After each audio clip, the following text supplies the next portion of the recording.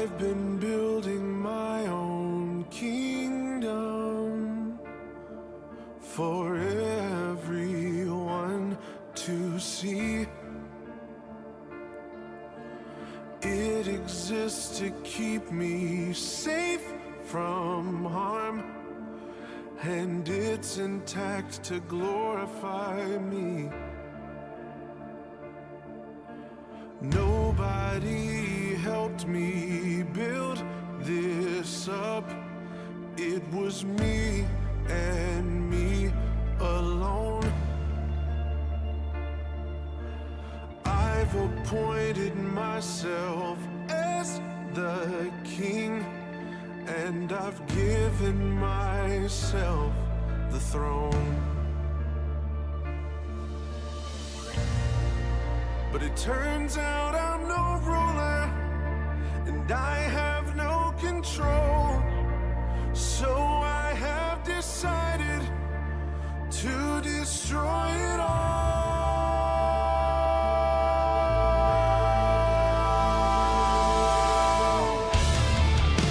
I'm tearing down the walls, kicking down the doors. Everything inside this kingdom is yours. 'Cause what I've made is worthless, and it cannot stand. Come and breathe some life into my empty, cold, dead hands. Down with the fickle king, away with this fantasy. You are the one I need. Death to the kingdom of me. Death to the kingdom of me.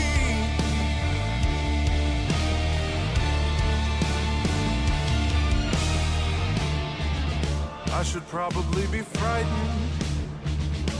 This empire's all I know, but it always does more damage than good. I'm afraid it's gotta go. I know that I can't be trusted, 'cause I'm just a man. And if you hadn't given your life for me, a loser would be all that I am. You know they say just follow your heart. I'm afraid that's a load of trash. Your heart will take you down to deep, dark places where you feel like you'll never come back. So I'm coming out of the dark. This facade is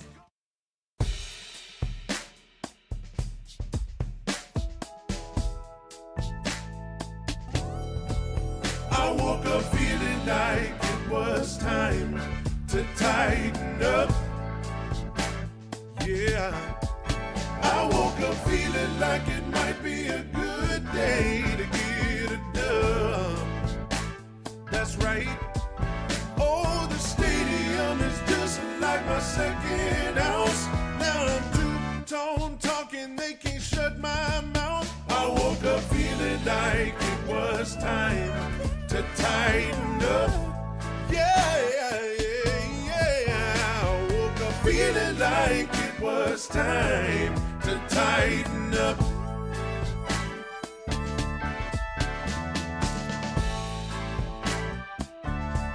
Welcome to the Two-Tone Talk by God Pod, episode 144. It is January something or another, January 27th, 2025. Buffalo, we were all rooting for you. We were all rooting for you, Buffalo. We were all rooting for you, Washington. Anything to save us from a Chiefs-Eagles Super Bowl. Just please save us from a Chiefs-Eagles Super Bowl. And what did you do? I'll give Washington a little bit of slack. They're young. But Buffalo, really? Does anybody, I mean, I hate to start the episode like this, but does anybody in the world outside of Philadelphia and outside of Kansas City care about a Chiefs-Eagles Super Bowl in 2 weeks? Who possibly care? Oh my gosh, this is so stupid. The Bills and the Chiefs last night in the AFC Championship game, it always felt like Buffalo was going to lose. It felt like Buffalo was going to lose. Even when they had the lead, even when they had the momentum, it still felt like Buffalo was going to lose. You want to know why? Because when it comes to Buffalo versus Kansas City in the playoffs, Buffalo always loses. Buffalo always loses. And people try to make this Chiefs-Bills rivalry out to be something it's not. I know the Bills always beat the Chiefs in the regular season, but who cares? If you can't beat them in the playoffs, who cares? And the Bills cannot beat the Chiefs in the playoffs. Doesn't matter whether they play in Buffalo. Doesn't matter whether they play in Kansas City. Doesn't matter. The Bills can't beat them. And I'm just going to say this. The officiating thing is getting hard to... It's getting hard to ignore. It's getting hard to deny that the officiating... I get there's always going to be questionable calls. I get there are always going to be quick calls that officials have to make, and sometimes it's tough. We see that in nearly every game.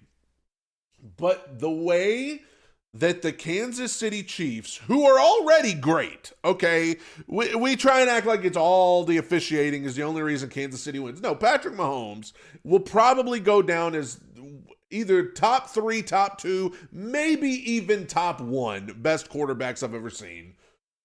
Andy Reid's phenomenal. Their defense is really good. Like, I totally understand the Chiefs are already great, but they get every call. And it's always a baffling call that goes their way. Every time. It's hard. You can't possibly ignore it. You can't say, oh, it's just coincidence. It happens every week. 3 instances last night in that AFC title game. Number 1, you had the catch. I use that term loosely. You had the catch by Xavier Worthy to get the Chiefs inside the 5-yard line that blatantly wasn't a catch. At the very best, it was an incomplete pass. It looked like an incomplete pass to me, but instead they just, oh, that's a catch. No review, no nothing. So there's an unbelievable call that goes the Chiefs' way that sets them up inside the 5 for an easy touchdown. Then the next call that goes the Chiefs' way that is baffling is the quarterback sneak, on which, granted, I will say, Buffalo was bad at the quarterback sneaks all night. They were so bad. The Chiefs clearly scouted out that every time Josh Allen sneaks it, he goes to his left because they were ready for it every time. So Buffalo was not doing a great job with the sneaks anyway. But you know the play I'm talking about, where they said Josh Allen didn't get the first down? What? Everybody else in the world knew. Jim Nantz, Tony Romo, Gene Steratore, everybody is sitting there going, well, that's an obvious first down. And they said it wasn't. And they reviewed that one. Unbelievable. And then, this is one that's not getting a lot of talk. The Chiefs go down, they take the lead, they're up by 7. The Bills pretty much have one more shot to go down and try to tie the game. And it's 4th and 5, they blitz him, Josh Allen has no time, he throws up a prayer, and Dalton Kincaid drops it, right? Do you remember? They said there was a flag. They were like, oh, there's a flag on the field. There's a flag. Hold on a second. And then they just said, oh, I guess, never mind, no flag. What? There's a flag graphic on the field. Everybody in the announcing booth is like, oh, hold on, everybody, there's a flag. Never mind, no flag. I mean, and that one feels a little conspiracy theorist, but it's like, it gets to a point where it's like, I know the Chiefs are good. I know they're great. Andy Reid, Patrick Mahomes. I mean, listen, they are reaching a level of dominance that we didn't even see with Brady and the Patriots. 7 straight AFC championship appearances. Are you kidding me? That's insane. And so I'm watching last night, and let me first of all say this. I'm going to get to some Titans-related stuff here, but I'm sick of the Bills and the Chiefs. I'm sick of it. Last night was a great game, entertaining. I'm sick of watching it. I'm sick of watching it. They can't beat them. They cannot beat them in the playoffs.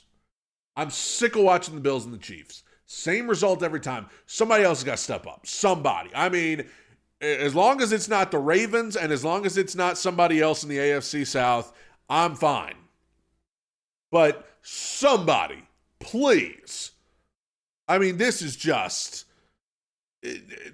getting ridiculous. Every year it comes down to the Bills and the Chiefs, and every year the Chiefs beat them. I've lost interest in Bills Chiefs. It does not intrigue me anymore. I was kind of over it before this game even happened, and now I'm just like, okay, I've seen enough. I have seen enough. So somebody else in the AFC has got to step up, and our Tennessee Titans are a long way away. But I'm sure by the time we get back to where we can, make a push, we're probably going to have to play the Chiefs because they don't appear to be going anywhere anytime soon. Also, the Eagles and the Commanders played yesterday. And, the way this game went, that's why I picked the Eagles to win. It was a little more lopsided than I thought it would be, but the Eagles just have more experience. The Commanders are young. They've been on a run. It's hard to go on the road 3 games in a row in the playoffs and win. I knew that was going to be the case. Even though Jaden Daniels is unbelievable, I knew the Eagles they're so much more mature. They're so much more. They've been there. They've done that. So I figured the Eagles would win. Commanders are young. Turnovers in a game like this will kill you. And the Commanders just kept turning the ball over. You can't do that against the Eagles. They're too good. And you're at Philadelphia. You can't do that. But I also want to talk about the notion, because we hear this whenever a team loses in the conference championship, everybody inevitably says, oh, they'll be back. Don't worry about them. They'll be back. Do you guys understand how hard it is to get that far? Like, I know this isn't comforting to think about, but like when the Titans made the AFC Championship game against the Chiefs after the 2019 season and they lost to Kansas City there, I remember Taylor Lewan talking about this on Bussin' with the Boys, how after that game he was in the locker room and he was like, we're going to be back. We'll get back here. And somebody in the locker room, I want to say it was Dion Lewis, who had been on some of those Patriots teams, he was just like, man, I don't think you know how hard it is to get this far. Like, it's not easy. Like, unless you have a dynasty, unless you have what the Patriots had, unless you have what the Chiefs have now, it's hard. It's hard to do this all the time. So that's why it always gets me when people just assume they'll be back. Don't worry about them. They'll be back. And that's right, Barnes. That's happening. That's happening. People are like, oh, they'll be back. Don't worry. It's like, dude, unless you have that dynasty like the Chiefs do, it's not a guarantee. I know Washington's future is bright with Jaden Daniels, obviously. But to just assume, oh, they'll be back. They'll be back. That's tough. But now we have a Chiefs-Eagles Super Bowl.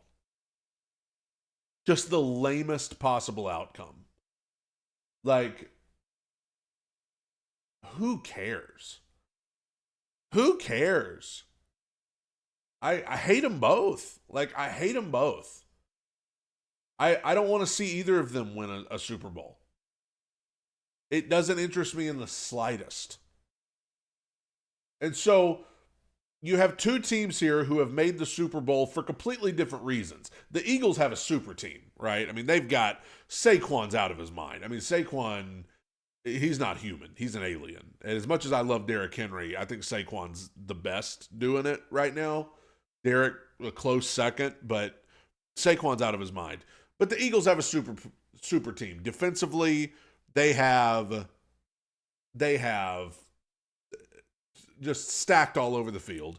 Offensively, we know who they have offensively. They are offensive line studs. And you've got a quarterback there in Jalen Hurts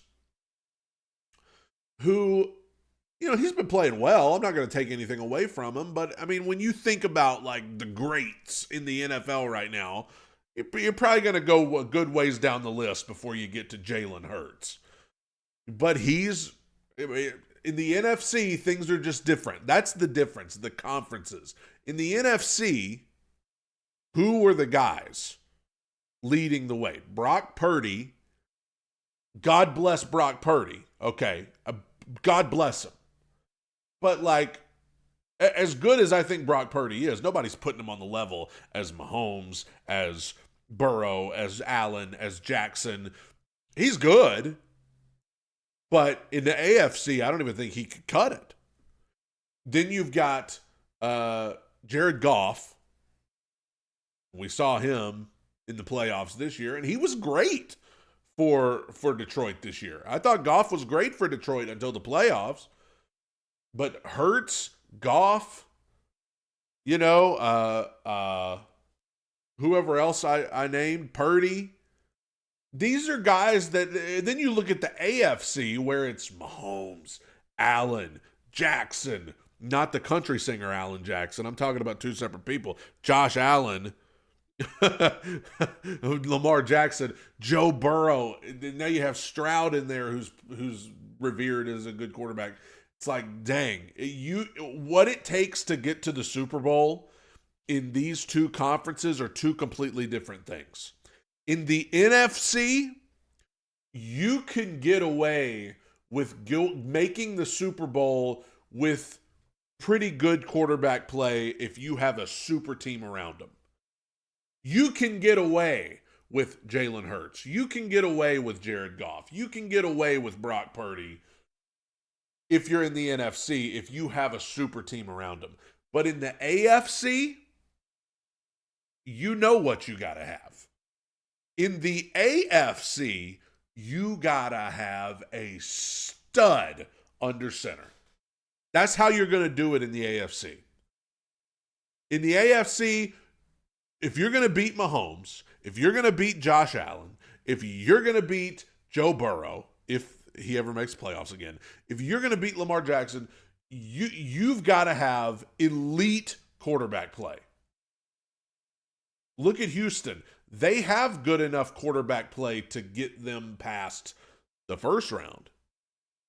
But to get any further than that, CJ Stroud just not as good as Patrick Mahomes. Not as good as Josh Allen. Not as good as Lamar Jackson. And that's what'll do you in. So, this is a Titans podcast. Let's look back to our Tennessee Titans. What conference are they in? They're in the AFC, which is playing by a totally different set of rules right now than the NFC. In the AFC, you've got to figure out that quarterback position. You have to. You cannot sit around and try to take a guy in the third or fourth round and hope that they can become something. No.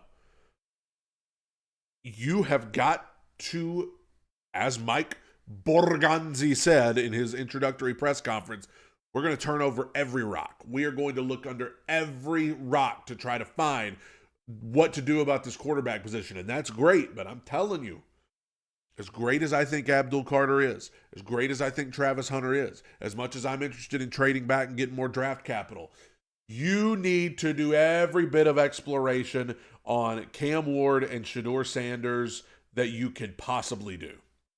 You have got to get to that draft and know beyond a shadow of a doubt if either one of those two guys is it for you. Fan base, I know, we have our theories about both of them and whether they can be this or whether they can do that. But for the Titans scouts, for their upper management, you got to know, we ain't competing in the AFC unless we get a guy. Unless we get a dude who can come in here and lift everybody up. We're not going to do anything in this AFC until we do. And so you have the number one pick in the draft. That's not guaranteed again. We can talk about, well, we'll solve the quarterback position in next draft. You don't even know where you're going to be in the next draft. You don't know. That's not a guarantee. You said, well, we'll just go get Arch Manning next year. Okay, let's say Arch Manning's great, and you got to have the number one pick to get Arch Manning. Can you guarantee that you're going to have the number one pick again? I'm telling you, you better do all of the necessary research on these two guys, Cam Ward and Shedeur Sanders, because they're the guys that you're in position to get. And speaking of Shedeur Sanders, the Titans met with Shedeur Sanders over the weekend. They had a long talk with him. And they were very complimentary. They liked him. They loved him. They loved Shedeur. Now, a lot of that is, like, what else are you going to say when you come out of a meeting? Like, you're not going to come out and be like, well, we hated him. Like, you're not going to do that. You're not going to come out of a meeting and be like, he's not it. You're going to come out and you're going to say, hey, he's a good kid, got a good mindset, we like him. Like, of course that's what you're going to say. Even if you don't, because somebody's might want to trade up and get him. But Shedeur Sanders is an option. And listen, you know what intrigues me about Shedeur? Yeah, you can watch his film and see good things. There are good things, that he's able to do. He's a good athlete, great athlete. What am I talking about? He's a great athlete, able to extend plays, got a good arm, like all of that stuff. But, I mean, there's something to be said about the fact of, like, the kid has excellence in his DNA. Like, that's something that intrigues me is it's like, I understand, all of those good attributes that he has, but also, like, his dad's freaking Deion Sanders, man. Like, he's got excellence in his DNA. And I think this is a dude who, if you draft him, he's going to come in with some swagger and some confidence that this organization desperately needs. If any organization in this league needs the Sanders name associated with us, it's us, man. We got nothing going for us right now. We got a new stadium coming. And no, that's not a good enough reason. If you don't have anything else, no, that's not a good enough reason to draft him, is just because he's Deion's son. But, I mean, I think the guy has proven, like, he's driven, he's determined, he's got confidence on another level. I mean, in that regard, I mean, you look at a guy like Jaden Daniels, you can't shake him. You can't shake Jaden Daniels. He is confident to another degree. You cannot get in his head. I could see some of that with Shedeur, where it's like, you know what? You're not going to rattle me. You're not going to throw me off my game. I am who I am, and I know it. I like his confidence. I like his swagger. And so I'm glad the Titans met with him. I'm sure they're going to meet with him some more. They still got to meet with Cam Ward. I know Cam Ward probably has a little more upside, but if you're not intrigued by Shedeur Sanders, I mean, my gosh. And I know they said Deion Sanders FaceTimed in during the meeting, and people, were like, "Oh, great." It's like, you know what? I think we're reading too much into that. Like, and Shedeur Sanders even said, "Oh, I didn't know it was a bad thing for your dad to be supportive of you." Some people are worried, Deion's going to be too involved. Deion's going to be doing this. Deion's going to be trying to get involved in our organization. Fine. What, you want to keep things the way they are? Well, let's let him get involved. What do we have going for us?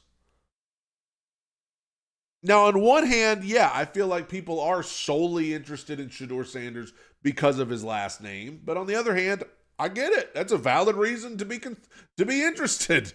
I mean, he's got excellence in his DNA. I'm telling you. Titans made some new hires.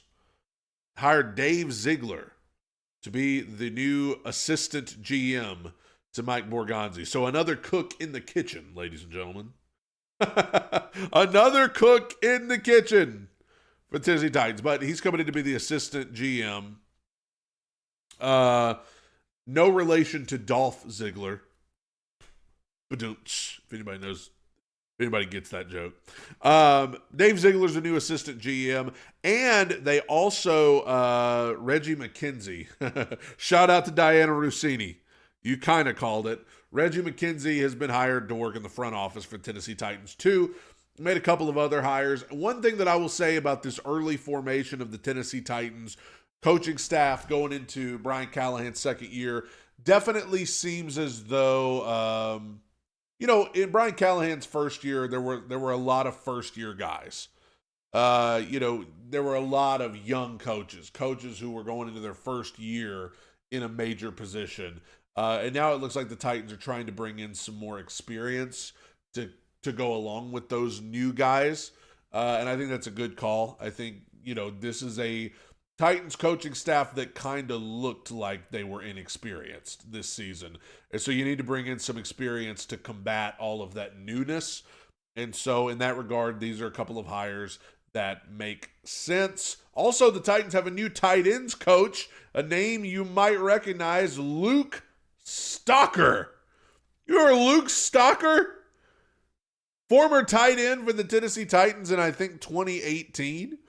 Luke Stocker is the new tight ends coach for the Tennessee Titans. And one interesting thing is, other than that, there's really no changes on the offensive side of the ball, coaching-wise.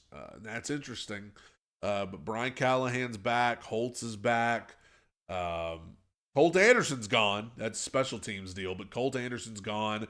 That's probably for the best. But yeah, I think there's more experience on this Titans coaching staff, and in the front office, they're trying to bring in some more experienced people. And I like I said last week, I think Borgonzi and Brinker are going to get down to business. I think they have shown early on. I mean, they are all business, and that's fine. But they've got a big decision to make. I already mentioned Shedeur Sanders. I've already mentioned in the AFC, you have got to figure out this quarterback thing. If you're in the AFC, you don't have a prayer. The NFC, yeah, you can get away with having a pretty good quarterback and building a super team around him. In the AFC, you can't do that. In the AFC, you can't rely on that. You've got to have a stud at the quarterback position. And the Tennessee Titans, like a lot of other teams in the AFC, are tasked with figuring that out, figuring out how to navigate that. So we'll see about what the Titans do. It's a major decision to make. And Mike Borgonzi and Chad Brinker and Dave Ziegler and all of these people, they've got to figure out. They've got to figure out the right path forward. And it's all going to come down to how much do you believe in Shedeur Sanders or Cam Ward? Can Shedeur Sanders or Cam Ward get you an opportunity like what the Bills had last night? What can either one of those two guys, can you see them taking you where Josh Allen took Buffalo, and I mean, absolutely where Patrick Mahomes is taking Kansas City? We can all just dream of that. But that's a question you got to ask. In this AFC, can those guys compete with Burrow, Allen, Jackson, and Mahomes? So, time will tell. Time will tell. Big decisions to make. The last thing that I want to say today before I go, I posed this question on X. As I was watching the Eagles and Commanders yesterday in the NFC Championship, I couldn't help but wonder, as A.J. Brown was catching touchdowns and making plays for the Eagles left and right, do you think John Robinson, when he watches these games, do you think it hits him how stupid of a decision he made? Do you think he realizes when he watches AJ with the Eagles? Do you think he's like, yeah, I was an idiot. That was completely stupid. Or do you think he still tries to rationalize it? Do you think he still sits there and he's like, well, but when you look at it this way, do you think he still tries to rationalize it? Or do you think he just knows, I made a stupid decision? Or do you think he cares? I don't know. Just something to think about. This is the Two Tone Talk by God Pod. We're staying way too high on the wins, way too low on the losses. We'll be back Friday to maybe talk about some other moves that the Tennessee Titans should make this offseason. We talked a lot about the quarterback position, but let's talk about some other moves this Friday on Two Tone Talk. God bless you, everybody.